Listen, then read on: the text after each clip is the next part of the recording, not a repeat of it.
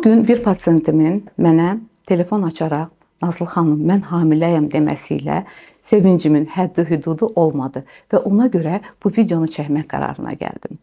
Deyəcəksiniz ki, Nazlı xanım, hamiləliklə mədə bağırsaq həkimin nə əlaqəsi? Hamiləliklə gastroenterologiyanın nə əlaqəsi?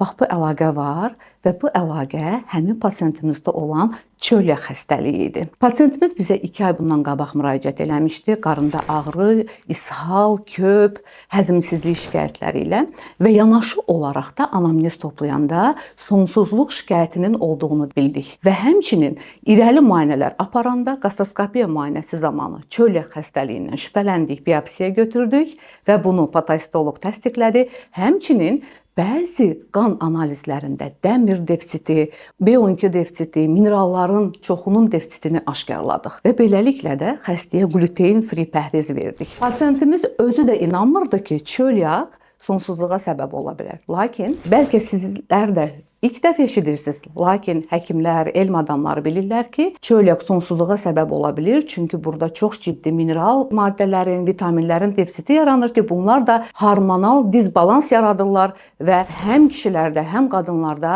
cinsi problemlərə yol açırlar. Bu barədə, yəni sonsuzluqla çölyak barəsində çox maraqlı mövzumuz var. YouTube kanalında danışmışıq. Əgər izləmək istəyirsinizsə, YouTube kanalımıza keçid edə bilərsiniz.